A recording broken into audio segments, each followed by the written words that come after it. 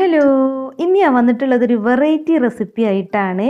മൈസൂർ പഴവും മുട്ടയും കൊണ്ട് ഉണ്ടാക്കാൻ പറ്റുന്നൊരു കിഡു ഐറ്റാണ് കേട്ടോ. അത് നല്ല ടേസ്റ്റാണ്. ഒരു പ്രാവശ്യം ഉണ്ടാക്കിയാൽ നമുക്ക് പിന്നെയും ഉണ്ടാക്കാൻ തോന്നും. എളുപ്പമാണ് ഉണ്ടാക്കാൻ. അപ്പോൾ സ്നാക്ക് ഉണ്ടാക്കാൻ വേണ്ടിയിട്ട് 5 മൈസൂർ പഴമാണ് ഞാൻ എടുത്തിട്ടുള്ളത്. ഒരു പഴം ഇതുപോലെ നീളത്തിൽ 3 പീസായിട്ടാണ് കട്ട് ചെയ്തിട്ടുള്ളത്. നിങ്ങൾക്ക് വേണമെന്നുണ്ടെങ്കിൽ 4 വരെ ആയിട്ട് കട്ട് ചെയ്യാം കേട്ടോ ഒരു പഴം.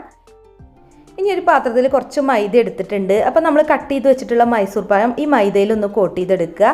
മൈദയോ അരിപ്പൊടിയോ ഗോതമ്പ് പൊടിയോ എന്താണെങ്കിലും കുഴപ്പമില്ല കേട്ടോ. അപ്പോൾ എല്ലാ പഴവും നമുക്കിതുപോലെ ഒന്ന് കോട്ട് ചെയ്തെടുക്കണം. നമുക്കിതൊരു ബാറ്ററിൽ ഡിപ്പ് ചെയ്തിട്ട് വേണം ഫ്രൈ ചെയ്യാൻ കേട്ടോ. അപ്പോൾ അതിന് വേണ്ടിയിട്ട് നല്ലൊരു കോട്ടിങ് കിട്ടാൻ വേണ്ടിയിട്ടാണ് ആദ്യം നമ്മൾ മൈദയിലൊന്ന് കോട്ട് ചെയ്തെടുത്തിട്ടുള്ളത്. അപ്പോൾ ഇതെല്ലാം ഞാൻ മൈദയിൽ കോട്ട് ചെയ്തിട്ടുണ്ട്. ഇനി ഇതൊരു സൈഡിലോട്ട് മാറ്റി വെക്കാം. ഇനി ഒരു ബാറ്റർ ഉണ്ടാക്കണം. അപ്പോൾ അതിന് വേണ്ടിയിട്ട് 2 കോഴിമുട്ടയാണ് എടുത്തിട്ടുള്ളത്. 2 മുട്ടയും പൊട്ടിച്ചിട്ട് നമുക്കൊരു ബൗളിലേക്ക് ഒഴിച്ചു കൊടുക്കാം.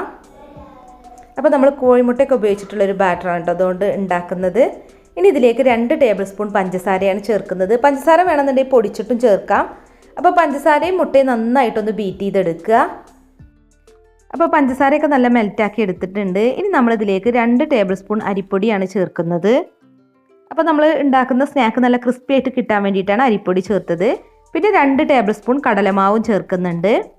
പിന്നെ ചേർക്കുന്നത് മൈദയാണ് കേട്ടോ. അപ്പോൾ ഞാനിപ്പോൾ ഇവിടെ 1/2 കപ്പ് മൈദയാണ് എടുത്തിട്ടുള്ളത്. ഇനി നമുക്കിതിലേക്ക് ചേർക്കാനുള്ളത് കളറിന് വേണ്ടി 1/4 ടീസ്പൂൺ മഞ്ഞൾപ്പൊടിയാണ്. പിന്നെ കുറച്ച് ഉപ്പും ചേർക്കുന്നുണ്ട്. ഇതിൻ്റെ ടേസ്റ്റ് ഒന്ന് ബാലൻസ് ചെയ്യാൻ വേണ്ടിയിട്ട്. നമ്മൾ പഞ്ചസാരയൊക്കെ ചേർത്തതാണല്ലോ. പിന്നെ 1/4 ടീസ്പൂൺ ബേക്കിംഗ് സോഡ ചേർക്കുന്നുണ്ട്. പിന്നെ ഞാനൊരു 1/2 ടീസ്പൂൺ ബേക്കിംഗ് പൗഡർ ചേർക്കുന്നുണ്ട് കേട്ടോ. നമ്മൾ ഈ ബാറ്റർ ഉണ്ടാക്കിയിട്ട് ഒരു 15 മിനിറ്റ് ഒക്കെ റെസ്റ്റ് ചെയ്യാൻ വെക്കുകയാണെന്നുണ്ടെങ്കിൽ പിന്നെ ബേക്കിംഗ് പൗഡർ ചേർക്കേണ്ട ആവശ്യമൊന്നുമില്ല. ഞാനിപ്പോൾ ഇൻസ്റ്റൻ്റ് ആയിട്ട് ഉണ്ടാക്കുന്നതുകൊണ്ടാണ് ബേക്കിംഗ് പൗഡർ 1/2 ടീസ്പൂൺ ചേർത്തത്. അപ്പോൾ നല്ല പോലെ പൊങ്ങി വരും.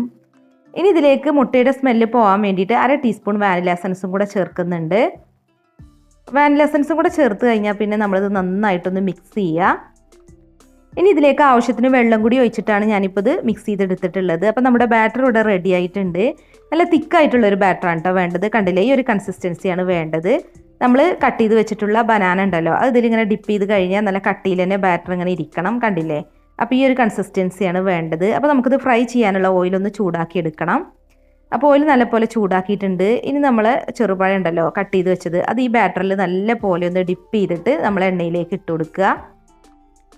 അപ്പോൾ ഒരു മീഡിയം ഫ്ലെയിമിലിട്ടാണ് ഫ്രൈ ചെയ്യേണ്ടത്. നല്ലൊരു ഗോൾഡൻ ബ്രൗൺ നിറാവുന്നത് വരെ തിരിച്ചും മറിച്ചിട്ടിട്ട് ഫ്രൈ ചെയ്യണം. പിന്നെ ഇത് നല്ല പോലെ പൊങ്ങി വരും കേട്ടോ. കണ്ടോ, നമ്മൾ മുട്ടയൊക്കെ ചേർത്തിട്ടാണ് ബാറ്റർ ഉണ്ടാക്കിയിട്ടുള്ളത്. അപ്പോൾ നമ്മൾ എണ്ണതിൻ്റെ മുകളിലൊന്നും ഇങ്ങനെ തൂവി കൊടുത്താൽ മതി. കണ്ടില്ലേ, നല്ല പോലെ പൊങ്ങി വന്നിട്ടുണ്ട്. പിന്നെ നമ്മൾ ബേക്കിംഗ് പൗഡറൊക്കെ ചേർത്തുകൊണ്ടാണ് കേട്ടോ ഇൻസ്റ്റൻ്റ് ആയിട്ട് പഴംപൊരി ഉണ്ടാക്കിയിട്ട് നല്ല പോലെ പൊങ്ങി വന്നത്. അപ്പോൾ ഇത്രയേ ഉള്ളൂ, നമ്മുടെ വെറൈറ്റി ആയിട്ടുള്ള പഴംപൊരി ഇവിടെ റെഡി ആയിട്ടുണ്ട്. സാധാരണ നമ്മൾ നേന്ത്രപ്പഴം കൊണ്ടാണ് പഴംപൊരി ഉണ്ടാക്കാറുള്ളത്. അപ്പോൾ ഇനി മൈസൂർ പഴമോ ഏത് ചെറുപഴമോ അല്ലാതെ റോബസ്റ്റൊക്കെ വെച്ചിട്ട് നമുക്ക് ഇതുപോലെ പഴംപൊരി ഉണ്ടാക്കാം. നല്ല ടേസ്റ്റാണ് കേട്ടോ, ഒരു വെറൈറ്റി ടേസ്റ്റാണ്. പിന്നെ നമ്മൾ മഞ്ഞൾപ്പൊടിയും ബേക്കിംഗ് സോഡയും ചേർത്തുകൊണ്ടാണ് കേട്ടോ ഒരു റെഡിഷ് കളറായി വന്നിട്ടുള്ളത്. അപ്പോൾ മഞ്ഞൾപ്പൊടി ചേർക്കണമെന്ന് നിർബന്ധമൊന്നുമില്ല, വേണമെന്നുണ്ടെങ്കിൽ മാത്രം ചേർത്താൽ മതി. നല്ല ഡുണ്ടുമണിയായി പൊങ്ങി വന്നിട്ടുണ്ട് നമ്മുടെ പഴംപൊരി. അപ്പോൾ നമുക്കൊന്ന് പൊട്ടിച്ച് നോക്കാം. കണ്ടില്ലേ, അപ്പോൾ നമ്മൾ മുട്ടയൊക്കെ ചേർത്തുകൊണ്ടാണ് കേട്ടോ ഈ ഒരു ടെക്സ്ചറിൽ പഴംപൊരി ഇരിക്കുന്നത്. അപ്പോൾ നിങ്ങളിനി ചെറുപഴമൊക്കെ ഉണ്ടെന്നുണ്ടെങ്കിൽ ഇങ്ങനെ ഒന്ന് ട്രൈ ചെയ്ത് നോക്കുക. പിന്നെ വീഡിയോ ഇഷ്ടമായിക്കണമെങ്കിൽ ലൈക്ക് ചെയ്യുക, ഷെയർ ചെയ്യുക, കമൻറ്റ് ചെയ്യുക. നമ്മുടെ ചാനൽ സബ്സ്ക്രൈബ് ചെയ്യാതെ കാണുന്നവരുണ്ടെങ്കിൽ ഒന്ന് സബ്സ്ക്രൈബും കൂടെ ചെയ്യുക കേട്ടോ.